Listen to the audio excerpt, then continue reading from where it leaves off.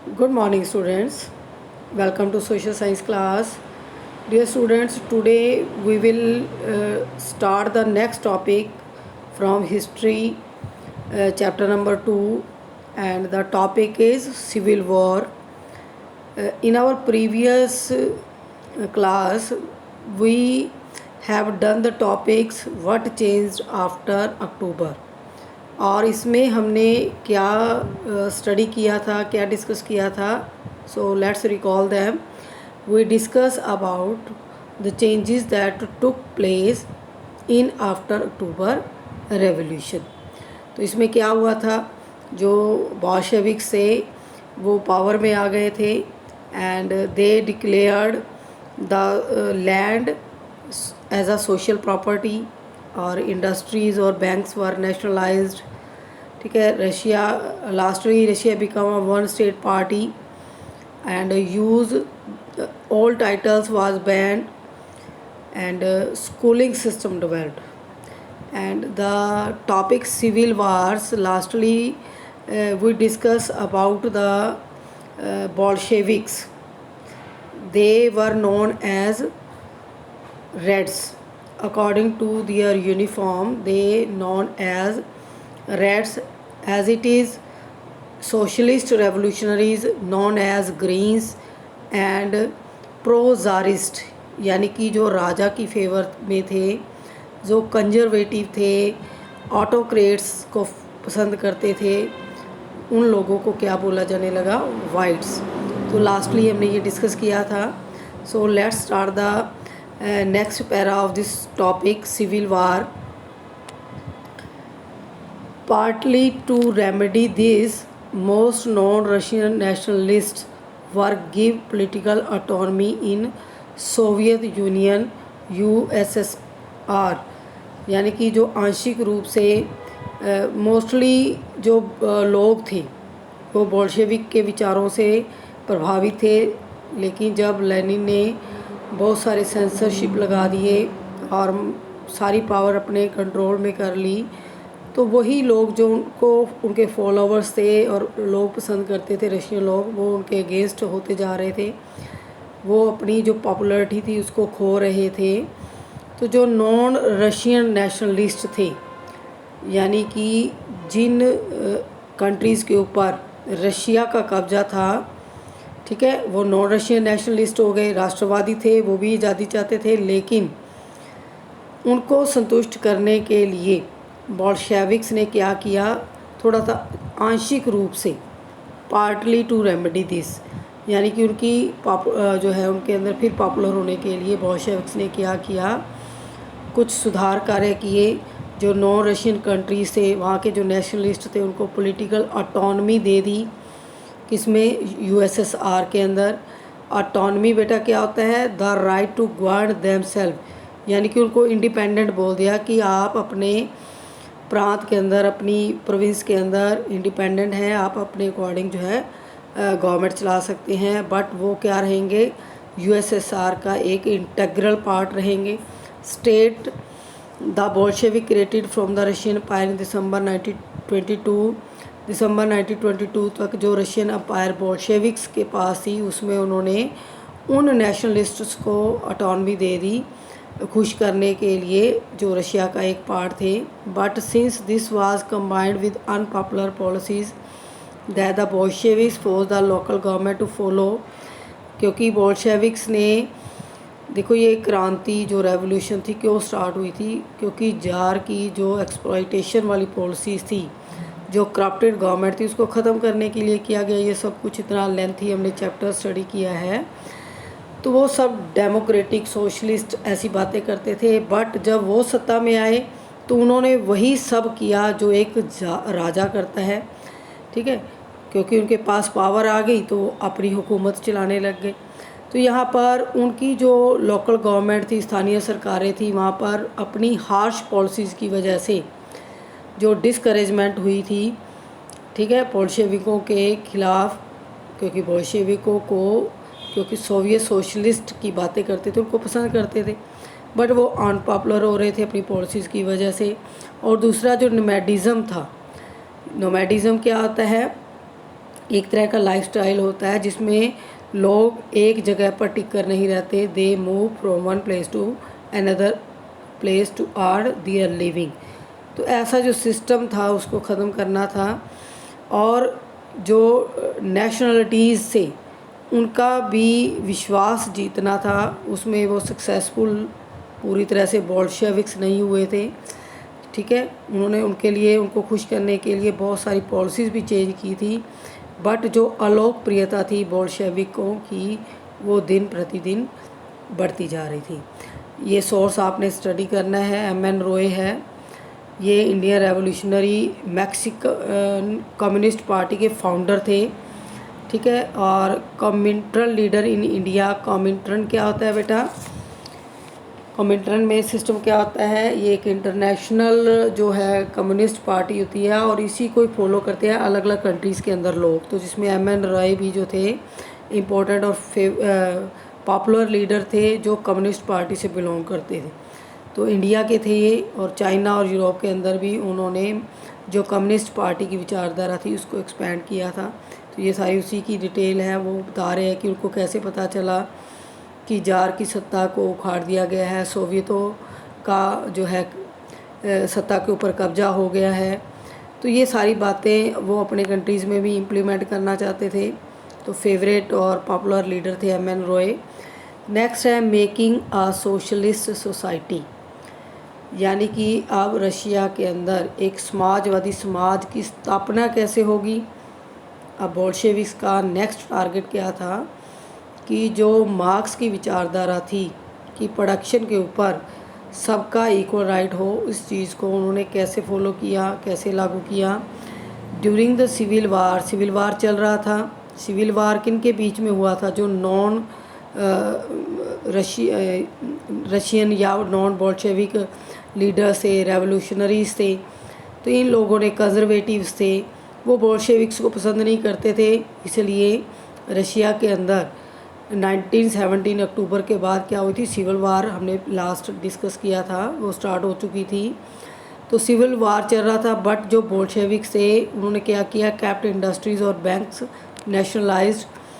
वो इंडस्ट्रीज़ और बैंक्स को नेशनलाइज करते जा रहे थे। They permitted peasants to cultivate the land that had been socialised. और उन्होंने पीजेंट्स को परमिशन दे दी थी कि जो ज़मीन, जिस लैंड का सोशलाइज्ड हो गई है, समाजीकरण हो गया है, उसके ऊपर खेती बाड़ी की जानी चाहिए। बोल्शेविक्स यूज कॉन्फिस्केटेड क्या होता है? सीज, SIZ ही, ये वर्ड हमने लास्ट में भी पढ़ा था। जो कब्जे वाली ज़मीन थी उसको क्या किया? Demonstrate what collective work could be. Bolsheviks ने जो कब्जे वाली ज़मीन थी उसको यूज़ किया और ऐसा प्रदर्शन किया दिखाने के लिए कि कलेक्टिव जो वर्क है, सामूहिक काम क्या होता है, उसका डेमोस्ट्रेशन किया लैंड को लोगों के बीच में डिस्ट्रीब्यूट करके। Process of centralised planning was introduced. और ज़्यादा रशिया की डेवलपमेंट के लिए उन्होंने क्या किया? एक सेंट्रलाइज्ड प्लानिंग सिस्टम इंट्रोड्यूस कर दिया। Officials assessed how the economy could work. अफसर जो थे उन्होंने इस चीज़ पर वर्क किया कि अर्थव्यवस्था किस तरीके से काम कर सकती है, उसमें किस तरीके से डेवलपमेंट हो सकती है, और सेट टारगेट्स, और टारगेट बना लिए फॉर अ 5 ईयर प्लान बनाए। उन्होंने 5 साला योजनाएं तैयार की। और 5 ईयर प्लान्स जो है हमारे इंडिया के अंदर भी आज़ादी के बाद स्टार्ट हो गया था, और अब भी जो है जो 13वीं पंचवर्षीय योजना चल रही है इंडिया के अंदर। तो इसमें स्टार्टिंग में ही एक टारगेट सेट कर लिया जाता है कि हमने जो डेवलपमेंट रेट है, विकास दर है, वो इतनी हासिल करनी ही है। तो प्राइसेस को कंट्रोल किया जाता है, ट्रेड को बढ़ाया जाता है, इंडस्ट्रीज़ को डेवलप किया जाता है, एग्रीकल्चर के अंदर प्रोडक्शन को इंक्रीज़ करने के लिए एफर्ट्स किए जाते हैं। तो हर प्लान के अंदर अलग अलग टारगेट जो है डिसाइड किए जाते हैं। तो रशिया के अंदर इसकी स्टार्टिंग हो गई थी। बोल्शेविक्स ने ऐसे अफसर लगा दिए थे जो इकॉनमी को ग्रो अप करने के लिए जो है वो प्लान बनाए, जिसमें 5 ईयर्स जो है उन्होंने सेलेक्ट किया कि 5 ईयर प्लान बनाना पड़ेगा। On the basis they made the 5 year plans. Government fixed all prices to promote. Government ने क्या किया, जो कीमतें थी वो फिक्स कर दी ताकि किसको प्रमोट किया जाए, इंडस्ट्रियल ग्रोथ को। ड्यूरिंग द फर्स्ट 2 प्लान्स, जो पहले 2 प्लान्स थे यानी कि 1927 से लेकर 32 5 ईयर हो गए, 1933 से 38 फिर नेक्स्ट 5 ईयर्स हो गए। तो इनमें उन्होंने जो प्राइस थे चीज़ों के उनको फिक्स कर दिए। Centralised planning led to economic growth. और जब 5 ईयर प्लान्स शुरू हुए तो उससे इकोनॉमिक ग्रोथ भी हुई। Industrial production increase. जो औद्योगिक उत्पादन था वो 1929 से लेकर 33 तक 100% हो चुका था। किसके अंदर, ऑयल, कोल और स्टील के अंदर। यानी ऑयल, तेल, कोयला और स्टील के अंदर 100 गुना वृद्धि हो चुकी थी। जो 5 ईयर प्लान्स बनाए थे उसकी जो है उनको सक्सेस मिल रही थी। New factory cities came into being. नई नई फैक्ट्रीज सिटी जो थी उनका निर्माण होना शुरू हो गया था, बननी शुरू हो गई थी। However rapid construction led to poor working conditions. जो रैपिड कंस्ट्रक्शंस, बहुत फास्ट जो कंस्ट्रक्शन वर्क चल रहा था रशिया के अंदर, उससे क्या हुआ, जो वर्किंग कंडीशंस थी वो बहुत ज़्यादा हार्श हो गई थी।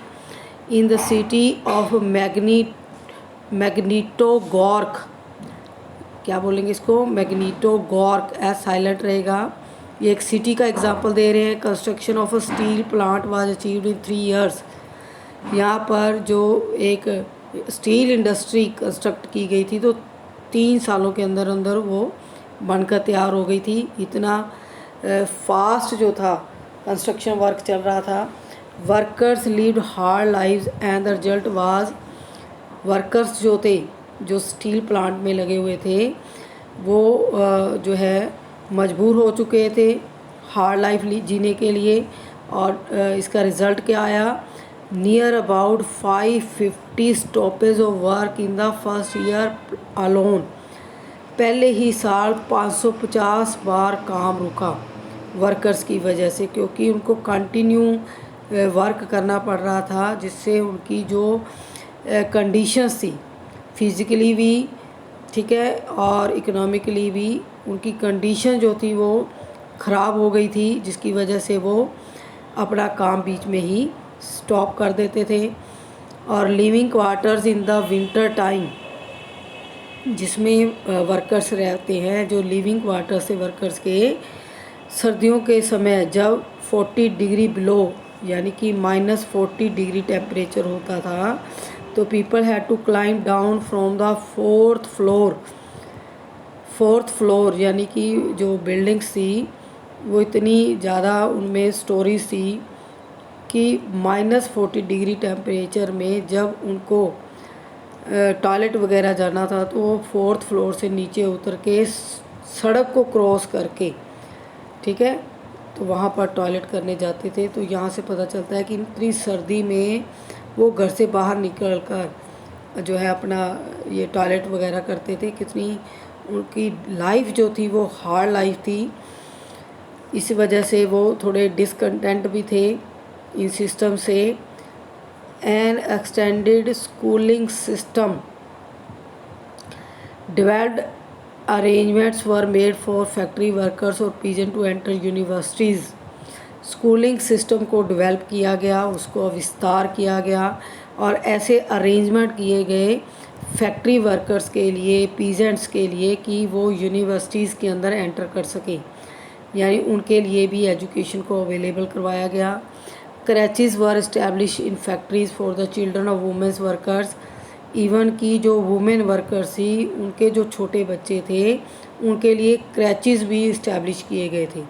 क्रैचेस क्या होता है, छोटे बच्चों को रखा जाता है एक जगह पर, उनकी केयर की जाती है और जो उनकी मदर्स होती हैं वो वर्क करती रहती हैं।